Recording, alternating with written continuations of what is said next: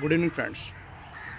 आज हम बहुत दिनों के बाद एक अगेन हम स्टार्ट किए हैं। बीच में कुछ अपने स्टडी के चलते हम जो वीडियो है और ड्रॉप कर दिए थे। आज हम फिर अपनी सीरीज़ की शुरुआत कर रहे हैं और इसमें आज हम मेडिएवल हिस्ट्री का स्टार्टिंग से डिस्कस करेंगे और एक एक करके मेडिएवल हिस्ट्री का सारा पोर्शन हम क्लियर करेंगे। और जो भी स्टूडेंट हैं वो मुझे यकीन है कि ये मेरी वीडियो से वो लाभान्वित होंगे और बेनिफिट उठाएंगे, लाभ उठाएंगे। जैसा कि मुझे पता है कि मेडिएवल हिस्ट्री का स्टार्ट एक्चुअली हम अरब इन्वेशन से, अरब आक्रमण जब हुआ मुस्लिमों का, वहाँ से हम मेडिएवल हिस्ट्री का पढ़ाई शुरू करते हैं। तो आज हम बेसिकली डिस्कस करेंगे कि अरब आक्रमण या मुस्लिम साम्राज्य की स्थापना भारत में किस प्रकार हुई और मुस्लिम साम्राज्य की स्थापना के समय भारत की क्या क्या सिचुएशन थी, किस सिचुएशन के समय राजनीतिक और धार्मिक और आर्थिक कंडीशन हमारे देश की किस प्रकार की थी और किस प्रकार उनको अपॉर्चुनिटी मिला हमारे देश के ऊपर आक्रमण करने का। आइए हम जानते हैं डिटेल से। तो सबसे पहले हम बात करेंगे कि मेडिएवल हिस्ट्री एक्चुअली जब मोहम्मद बिन कासिम के नेतृत्व में अरबों का भारत पर आक्रमण हुआ 712 एडी में, उसके बाद से लेकर मोहम्मद गजनवी आक्रमण किया, मोहम्मद गौरी का आक्रमण हुआ और मोहम्मद गौरी के बाद कुतुबुद्दीन ऐबक जो है मोहम्मद गौरी का दास था। और जब मोहम्मद गौरी गजनी चला गया और गजनी जाने के बाद कुतुबुद्दीन ऐबक जो मोहम्मद गौरी का भारत में साम्राज्य था, जो भी जीता हुआ प्रांत था, उसको एकीकृत करके और एक साम्राज्य स्थापित किया और उस साम्राज्य का नाम दिया गया दिल्ली सल्तनत। तो दिल्ली सल्तनत 1206 से 1526 तक दिल्ली सल्तनत ने भारत पर शासन किया। 1526 से 1707 तक जो है मुग़ल शासन किए, ये प्रारंभिक मुग़ल थे। और 1707 से 1857 तक ये लेटर मुग़ल हम पढ़ते हैं। तो एक्चुअली 1707 तक वास्तविक रूल हुए इंडिया में मुस्लिम आक्रमणकारियों द्वारा और मुस्लिम साम्राज्य के द्वारा। तो आइए हम जानते हैं सबसे पहले भारत में जो अरब जो आक्रमण हुए, हम एक एक करके सारी चीज़ों को क्लियर करते चलेंगे। आज हम पढ़ेंगे भारत में अरब इन्वेशन और अरब का सिंध पर विजय प्राप्त करना। तो सबसे पहले हम उसकी पृष्ठभूमि पे जाएंगे कि उस समय का भारत की जो पृष्ठभूमि थी इस प्रकार की थी कि वहाँ पे भारत में कोई राजनीतिक एकीकरण, कोई एक ऐसा गवर्नमेंट नहीं था कि जो पूरे इंडिया को एकीकृत करके रूल करे। सब अलग अलग क्षेत्रों के अलग अलग राजा जो थे वो उस समय रूल कर रहे थे और आपस में एकता की बहुत कमी थी। दूसरी ओर जो हिंदू साम्राज्य था, उस जाति पाति, छुआछूत, ये सब भावनाओं में आपस में डिवीज़न था और आपस में ही एक दूसरे से लोग लड़ झगड़ रहे थे। राजपूत काल में जो कि हम देख चुके हैं, राजपूत काल में बहुत सारे हिंदू में कुप्रथाएं विद्यमान हुई और इन सभी का लाभ उठा करके जो मुस्लिम आक्रमणकारी हैं, उस समय इस्लाम का नया नया उदय हुआ था, वो अपने धर्म के प्रति बहुत ज़्यादा अपने आप को श्रेष्ठता की भावना को दिखा रहे थे कि हम अपने धर्म को बढ़ाना है। और उनका धर्म को बढ़ाने का एक ही मार्ग था आक्रमण, आक्रमण और आक्रमण, एक दूसरे को दबा करके वो धर्म को बढ़ाए हैं। जो भी इस्लामिक जो राजा हुए, जो भी मुस्लिम आक्रमणकारी हुए, वो दूसरे को भयभीत करके धर्म को बढ़ाए हैं, जबकि ये उचित नहीं है।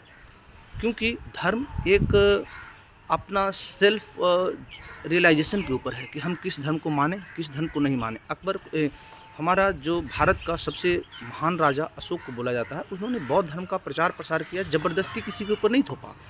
जिस वहाँ पे उनके जो दूत वगैरह रहते थे, वो जाके वहाँ पे लेक्चर देते थे, सभाएँ करते थे और मीटिंग लेते थे, वहाँ पे अपने धर्म के बारे में बताते थे दूसरे को।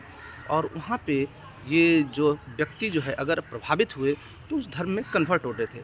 बट मुस्लिम आक्रमणकारी जो है वो ज़बरदस्ती उसको धर्म को परिवर्तित करते थे, धर्मांतरण करते थे और ये सिलसिला बहुत दिनों तक चला भारत में।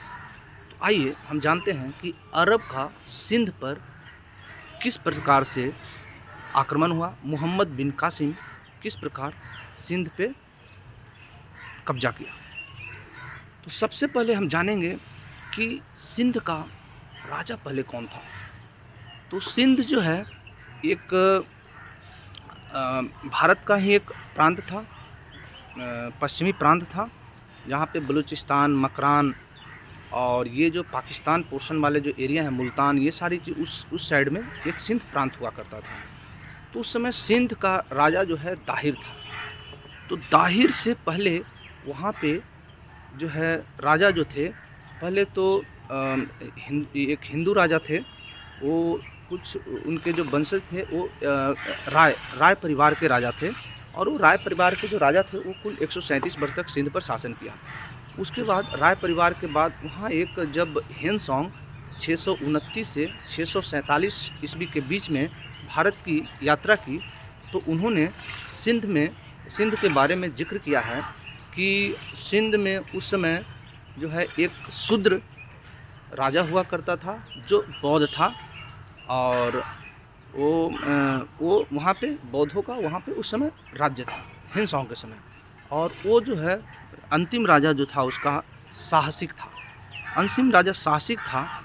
तो वहाँ पे उस समय जो चाच जो है वो एक ब्राह्मण उसका मंत्री था और चाच ने साहसिक राजा को हत्या करके और जो है उसने वहाँ पे ब्राह्मण साम्राज्य की स्थापना की। और वहाँ से क्योंकि ये सिंध अरब आक्रमण के बारे में हमें चचनामा एक लिखी हुई पुस्तक है, वहाँ से हमें अरब आक्रमण के बारे में जानकारी मिलती है। और चचनामा में वो जो सिंध के बारे में किस प्रकार से वहाँ राजा हुए, कैसे कैसे राजा हुए और किस प्रकार अरबों का सिंध पर आक्रमण हुआ और मोहम्मद बिन कासिम के नेतृत्व में किस प्रकार अरब आक्रमणकारी आए और सिंध पर कब्जा किए और इस्लाम की प्रचार प्रसार की वहाँ पे शुरुआत की। तो हम सबसे पहले तो वहाँ पे तो चाच नामक एक ब्राह्मण ने सिंध का वहाँ पे राजा हुआ और जो उसकी साहसी का जो पत्नी थी लाडी, उससे उसकी विधवा जो हो गई उससे विवाह कर लिया चाच ने। वो विवाह करने के बाद जो है कुछ दिनों तक चाच शासन किया सिंध के ऊपर। चाच के बाद उसका भाई चंद्र ने शासन किया और चंद्र के बाद उसका चंद्र का बेटा और चाच का भतीजा जो है दाहिर, वो सिंध का राजा था। ये राजा कब था? 712 एडी में, जब मोहम्मद बिन कासिम के नेतृत्व में सिंध पर आक्रमण हुआ। तो अब आइए जानते हैं मोहम्मद बिन कासिम जो है क्यों आक्रमण किया, भारत की ओर रुख कैसे किया। तो सबसे पहले जो उत्तर पश्चिमी प्रांत है वहाँ पे पहुँचने के लिए 4 प्रकार की रास्ता थी। एक तो समुद्री मार्ग और 3 स्थल मार्ग। तो समुद्री मार्ग के थ्रू जो है और ये जो अरब जो है वो चारों मार्गों से होकर के भारत पर आक्रमण किए थे। कैसे कैसे? तो सबसे पहले एक समुद्री मार्ग और 3 जो मार्ग हुए, एक बोलन की दर्रा से, एक हैबर दर्रा से और तीसरा मकरान के किनारे किनारे रास्ते वाले, ये 3 स्थल मार्ग थे जिसके रास्ते से अरब और मुस्लिम आक्रमणकारी जो है वो भारत में आया करते थे। अब हम ये देख रहे हैं कि जो है अब सबसे पहले 636 ईस्वी में जो मुस्लिम खलीफा उमर थे उसके नेतृत्व में जो है थाना बंदरगाह है, मुंबई में एक जगह है थाने, वहाँ पे आक्रमण किया जो कि असफल हुआ और वहाँ पे ये कुछ नहीं कर पाए। लेकिन इस्लाम से सबसे पहले भारतीयों का संपर्क जब खलीफा उमर ने आक्रमण किया उस समय इस्लाम से भारतीयों का सबसे पहले संपर्क स्थापित हुआ। 636 के बाद 644 का समय आता है 644 एडी में खलीफा उस्मान और उसका एक जो सेना नायक था उसका उमर, उसके नेतृत्व में फिर भारत पर सिंध की तरफ से आक्रमण हुआ। लेकिन वो मकरान और बलूचिस्तान होते हुए कुछ पार्टों को जीता, सिंध के कुछ पार्ट भी जीत पाए। लेकिन वहाँ पे क्या है कि जो मोहम्मद उमर जो थे वो बोले कि भाई, वो अपने खलीफे को जा कर के बता दिए कि देखिए वहाँ पे क्लाइमेट कंडीशन वेरी एडवर्स है और वहाँ पे इस तरीके से जो है, जो कि हम लोगों को वहाँ पे सूटेबल अभी नहीं है उस वातावरण में। वो इस तरीके से उनको कन्विंस किए खलीफा उस्मान को। अब खलीफा उस्मान जो है उसके बाद ये परमानेंट नहीं कर पाया, लेकिन 8वीं शताब्दी के प्रारंभ में बलूचिस्तान और मकरान के कुछ पोर्शन पे अरबों का अधिकार हो गया था। अब ये पृष्ठभूमि थी मोहम्मद बिन कासिम के आक्रमण करने से पहले। तो मोहम्मद बिन कासिम ने सिंध पे आक्रमण क्यों किया, इसके पीछे क्या रीज़न था? तो इसके पीछे रीज़न ये था कि सिंघल के राजा जो थे वो उनकी कुछ जहाजी पोत जो है, जहाजी बेड़ा जो है, कुछ सामान लेकर के एक जो दमिश्क के खलीफा वालिद थे और वालिद का एक गवर्नर, इराकी गवर्नर अल हजाज था, उसके लिए कुछ जो है भेंटें और पितृहीन मुस्लिम लड़कियां जहाज़ों में ले करके वो अरब की ओर जहाज़ जा रहा था। तो देवल, सिंध का एक बंदरगाह था देवल, जहाँ पे उस जहाज़ को लूट लिया गया। और जहाज़ को लूटने के बाद जो है ये पता चली बात अल हजाज को और खलीफा वालिद को। तो सिंध का उस समय राजा था ताहिर।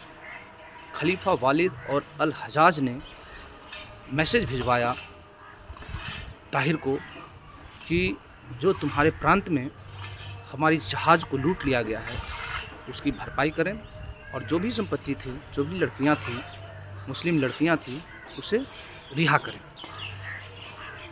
जवाब देते हैं ताहिर कि ये जो देवल बंदरगाह है वहाँ पे कुछ लुटेरे हैं जो हमारे बस में नहीं है।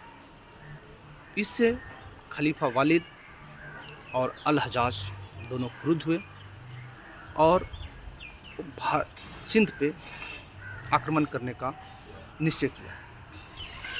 तो सिंध पे उस समय आक्रमण करने का निश्चय किया। तो सबसे पहले तो जो अल हजाज ने उबैदुल्ला के नेतृत्व में एक सेना भेजी सिंध पे आक्रमण करने के लिए, जो कि पराजित हुआ और मारा गया। उसके बाद बुदैल के नेतृत्व में दूसरी सेना गई और एक जहाजी बेड़ा भी गई। ओमान की एक जहाजी बेड़ा के साथ सैनिक गए, करीब 10,000 सैनिक, वो भी गए और सिंध पे आक्रमण किए, बट वो भी मारे गए। लास्ट में अल हजाज का भतीजा और दामाद, आपको पता है मुस्लिम साम्राज्य में अपने ही भाई बहनों में, चचेरे भाई बहन में, क्योंकि वो भतीजा था और भतीजा और दामाद भी, तो यानी कि आपस में ही शादी हुई होगी। और वो जो है मोहम्मद बिन कासिम था, अल हजाज का भतीजा और दामाद, उसको भेजा सिंध पे आक्रमण के लिए। अल हजाज 17 साल का, मुस्लिम धर्म उस समय नई धर्म उभरी थी और मुस्लिम धर्म का प्रचार प्रसार उस समय चल रहा था। अरब के रेगिस्तान में मुस्लिम धर्म का उदय हुआ था और एशिया में ये अपना प्रभुत्व धीरे धीरे बढ़ा रहा था। तो मोहम्मद बिन कासिम करीब 6,000 घुड़सवार, 6,000 ऊँट सवार और 3,000 ऊँट वाहक के साथ जो है सिंध पे आक्रमण करने के लिए निकल पड़ा। उसके साथ में और सबसे पहले वहाँ से पहुँचा मकरान, क्योंकि बलूचिस्तान और मकरान 8वीं शताब्दी के प्रारंभ में ही अरबों ने कब्जा कर लिया था कुछ प्रांतों को।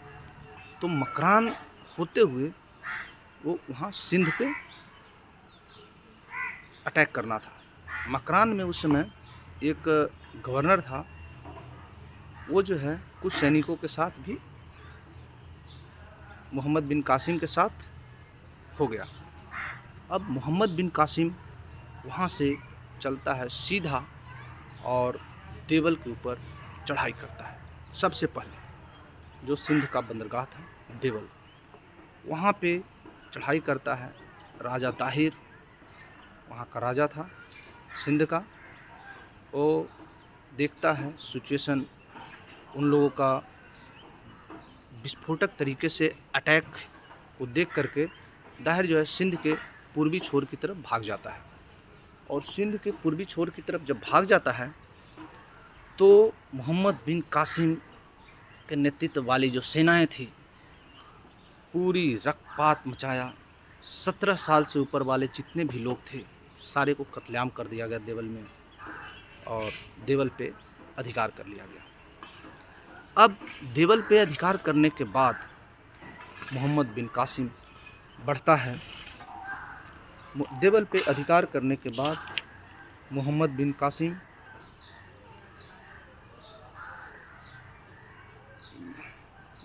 कासिम जो है वो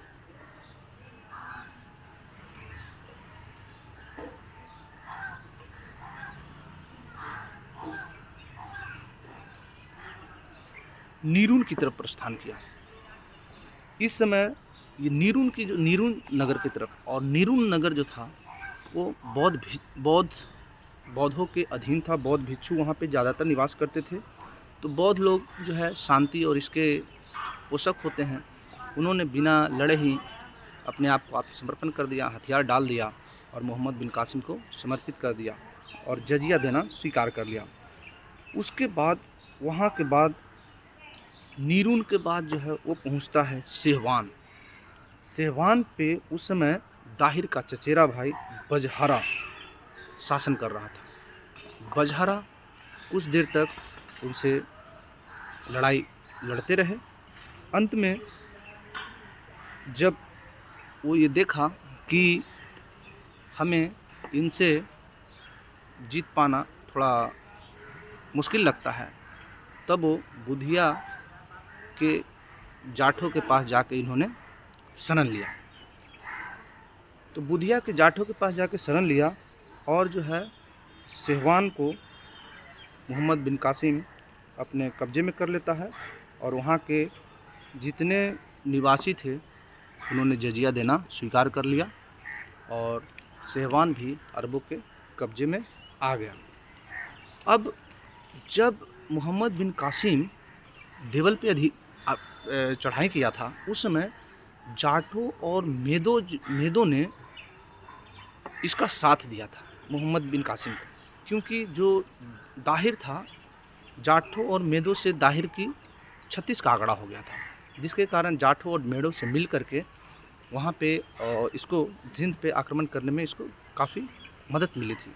लेकिन जैसे ही सेहवान के राजा दाहिर का भाई बजहरा ने बुधिया के जाठों के यहाँ शरण लिया, तो इन्होंने सेहवान के बाद डायरेक्ट जाठों पर चढ़ाई किया। जाठों पर आक्रमण किया, क्योंकि जाठों ने बजहरा को शरण दिया था। उसके बाद जो है जाट भी बुरी तरीके से उन लोगों से लड़ा और अपनी वीरता का भरपूर प्रदर्शन किया। लेकिन आपको पता है, हमारी जब भी हार हुई है तो हमारे किसी न किसी एक विभीषण की वजह से हार हुई है। तो जाठों में भी एक ऐसा ही विभीषण था। जाठों का एक मंत्री काक था, वो जाके मिल गया मोहम्मद बिन कासिम से और फिर जाटों की पराजय हो गई। फिर जाटों की पराजय करने के बाद जो है वहाँ पे सिंधु नदी मीर कासिम जाटों के पराजित करने के बाद जो है मोहम्मद बिन कासिम सिंधु नदी पार करने के लिए नावों का पुल बना दिया। और जब नावों का पुल बना करके वो उसकी सेनाएं जब सिंधु नदी को पार करके दाहिर की तरफ बढ़ रही थी, तो दाहिर उसको देख करके आश्चर्यचकित हो गया और वहाँ से भाग करके दाहिर रावर के दुर्ग में जाके शरण लिया। अब रावर के दुर्ग में वहाँ पे जा कर के जब शरण लिया तो वहाँ पे देखता है कि वो दुर्ग काफ़ी सुरक्षित, काफ़ी मजबूत, और उस दुर्ग को जीत पाना, जिसको अभेद्य भी समझा जाता था रावर का दुर्ग, वहाँ पे दाहिर छिपा हुआ है। मोहम्मद बिन कासिम अपनी सेनाओं के साथ सिंधु नदी पार करके रावर के दुर्ग को चारों तरफ से घेर लेता है। करीब 3-4 महीने की लड़ाई में वहाँ पे दाहिर की सेनाएं ने वीरता का पूर्वक प्रदर्शन किया, लेकिन अंत में दाहिर पकड़ा जाता है और उसकी हत्या कर दी जाती है। हत्या करने के बाद दाहिर की रानी, उसका नाम रहता है रानी बाई, तो विधवा हो चुकी थी, तो रानी बाई ने युद्ध का कमान संभाला और वो बहुत वीरतापूर्वक उन मुस्लिम आक्रमणकारियों का, अरब आक्रमणकारियों का सामना किया। और सामना करने के पश्चात जब देखा कि अब हार अवश्य भावी है, तो अन्य स्त्रियों के साथ जौहर व्रत पालन कर लिया। अब रावर दुर्ग विजित करने के बाद मोहम्मद बिन कासिम चलता है ब्राह्मणबाद, जहाँ पे रावर का बेटा जय सिंह शासन कर रहा था। ब्राह्मणबाद ये सब सिंध का ही सब डिस्ट्रिक्ट है, रावर, ब्राह्मणबाद ये सारा सिंध का ही है। धीरे धीरे सिंध को ये पूरा विजित करते चल रहा है। तो दाहिर तो को तो जीत लिया। अब ब्राह्मणबाद उस समय जय सिंह शासक था वहाँ का। जय सिंह ने कुछ दिनों तक वीरतापूर्वक उनसे लोहा लेते रहा, लेकिन जय सिंह का राजमंत्री जो है वो मीर कासिम से मिल जाता है और फिर जय सिंह पकड़ा जाता है और उसको कैद कर लिया जाता है। और फिर जो है दाहिर की विधवा रानी लाडी, जो कि साहसिक शूद्र बौद्ध जो था सिंध का शासक, उसकी पत्नी से चाच ने विवाह किया था साहसिक से, तो उससे वो तो दाहिर की विधवा थी, नहीं वो चाच वाली अलग थी, ये रानी लाडी एक अलग है। तो उसको और इसकी 2 बेटियां थी, एक परमल देवी और एक सूर्या देवी, इन तीनों को कैद कर लेता है और ये वहाँ पे ब्राह्मणबाद पे भी विजय प्राप्त करता है। बाद में जय सिंह जो है इस्लाम धर्म को स्वीकार कर लेता है, लेकिन कुछ दिनों के बाद ये इस्लाम धर्म को छोड़ देता है। अब ब्राह्मणबाद के बाद सिंध की राजधानी, सिंध की राजधानी अरोड़, वहाँ पे और सिंध की राजधानी अरोड़ पर भी कब्जा करता है और इसके बाद पूरे सिंध पे मोहम्मद बिन कासिम का कब्जा हो जाता है। और ये कब्जा करने के बाद मोहम्मद बिन कासिम फिर 713 में मुल्तान की विजय करता है और मुल्तान विजय करके वो फिर ये जितने जो इसके रानी लाडी और उसकी 2 बेटियां सूर्या देवी और परमल देवी को ले जा कर के खलीफा को पेश करता है। लेकिन उस समय जब ये भारत पे आक्रमण किया था मोहम्मद बिन कासिम, तो उस समय खलीफा था खलीफा वालिद की मृत्यु हो जाती है। खलीफा वालिद की मृत्यु होने के बाद खलीफा सुलेमान बनता है। सुलेमान से अल हजाज की अनबनी हो जाती है और अल हजाज का ही दामाद था मोहम्मद बिन कासिम, भतीजा और दामाद, तो मोहम्मद बिन कासिम से भी उसकी अनबनी हो जाती है, जिसके कारण मोहम्मद बिन कासिम को वहाँ पहुँचने ये चचनामा में ऐसा लिखा गया है, बट कुछ इसको मानते हैं कुछ नहीं मानते हैं। चचनामा में लिखा गया है कि जब ये दाहिर की दोनों बेटियों को अल हजाज को भेंट के रूप में प्रस्तुत किया, तो उसकी बेटियों ने अपने पिता की हत्या की बदला लेने के लिए एक चाल चली और उसने खलीफा के सामने बोला कि आप जिसे पवित्र समझ रहे हैं उसे तो मोहम्मद कासिम ने पहले ही अपवित्र कर दिया है। इस सूचना को जान करके खलीफा सुलेमान ने मोहम्मद बिन कासिम का शरीर का जिंदा खाल खिंचवा लिया और उसमें भूसा भरवा करके सड़क पे टंगवा दिया।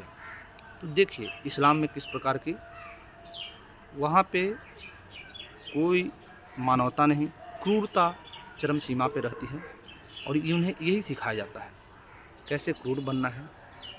उनमें अपने ही लोगों को, अपने ही खून वाले को कत्ल करना और आगे बढ़ना, यही उनमें सिखाया जाता है। आतंकवाद फैलाना और बढ़ावा देना, ये उनका मेन मोटो रहा है स्टार्टिंग से ही। आप इस्लाम की हिस्ट्री पढ़िए, आपको पता चल जाएगा। मैंने यही स्टार्टिंग से ही देखा है कि भतीजे ने चाचा को मार दिया, क्योंकि अलाउद्दीन खिलजी ने जलालुद्दीन खिलजी को धोखे से हत्या कर दी, जो उसके चाचा था और दामाद भी था। क्यों किया? ये उनके खून में है। तो ये था मोहम्मद बिन कासिम का सिंध पर आक्रमण। मोहम्मद बिन कासिम सिंध पर विजय प्राप्त करता है। अगले वीडियो में हम चर्चा करेंगे कि सिंध पर विजय प्राप्त करने के बाद जो है वहाँ पे जब सिंध पर विजय प्राप्त किया तो भयंकर रक्तपात किया और मुस्लिम धर्म का प्रचार प्रसार वहाँ पे किया। बहुत सारे को ज़बरदस्ती मुस्लिम कन्वर्जन किया गया हिंदुओं को, और बहुत सारे मुल्तान को सोना नगरी कहा जाता था। इतने सोना वहाँ से लोग लूट के ले गए अरब वाले कि मतलब उन लोग 2-3 साल तक जनता से टैक्स नहीं लिया किसी से। और तो मुल्तान को अभी सोना नगरी उस समय कहा जाता था। तो ये सारी उस समय सिचुएशन थी जब अरबों ने सिंध पर आक्रमण किया और सिंध का राजा उस समय दाहिर था। और जो चचनामा है वो अरब आक्रमण के बारे में विस्तृत रूप से चर्चा करती है और सिंध का शासक के बारे में भी चचनामा में चर्चा है। तो चचनामा कभी कभी एग्जाम में क्वेश्चन आता है। चचनामा सिंध के अरबों का सिंध पर आक्रमण के बारे में कौन सी पुस्तक या कौन सी जो साहित्य है वो बताती है, तो चचनामा बताती है। तो यही था आज का मेरा video, Arab invasion in India. आगे हम चर्चा करेंगे मोहम्मद गजनवी का भारत पर आक्रमण, उसके बाद मोहम्मद गौरी का भारत पर आक्रमण, उसके बाद हम चर्चा करेंगे दिल्ली सल्तनत, किस प्रकार दिल्ली सल्तनत की स्थापना हुई। दिल्ली सल्तनत में हम देखते हैं ममलुक वंश पढ़ते हैं, ममलुक जिसका संस्थापक था कुतुबुद्दीन ऐबक, उसके बाद हम खिलजी वंश, उसके बाद तुगलक वंश, उसके बाद सैयद वंश, उसके बाद लोदी वंश, उसके बाद दिल्ली सल्तनत समाप्त हो जाती है। और इस दिल्ली सल्तनत में जो सबसे ज़्यादा शासन किया वो है तुगलक वंश। उसके बाद तुगलक वंश 94 साल शासन किया। उसके बाद ममलुक वंश या गुलाम वंश जिसको बोलते हैं वो करीब 84 वर्ष शासन किया। उसके बाद लोदी वंश करीब 51 या करीब 56 साल शासन किया। उसके बाद जो है लोदी वंश के बाद जो है उसके बाद आता है खिलजी वंश 36 वंश, उसके बाद खिलजी बोल रहे हैं, उसके बाद जो है सैयद, उसके बाद खिलजी, सैयद 36 साल और खिलजी जो है 30 साल। ऐसे शासन इन्होंने दिल्ली सल्तनत के शासकों ने किया। तो ये हम चर्चा करेंगे बाद में विस्तृत रूप से। तो आइए यहाँ पे हमारी वीडियो समाप्त होती है और इस वीडियो को मैक्सिमम शेयर करें ताकि अरब इन्वेजन से रिलेटेड जितने भी क्वेश्चन हैं वो आप सोल्व कर पाएँ और जो मुस्लिम आक्रमणकारियों का पहला आक्रमण भारत पे अरबों द्वारा किया गया उसके बारे में हम डिटेल रूप से चर्चा किए। और ये हमारे वीडियो को मैक्सिमम शेयर कीजिए ताकि मैक्सिमम छात्रों को लाभान्वित हो। धन्यवाद।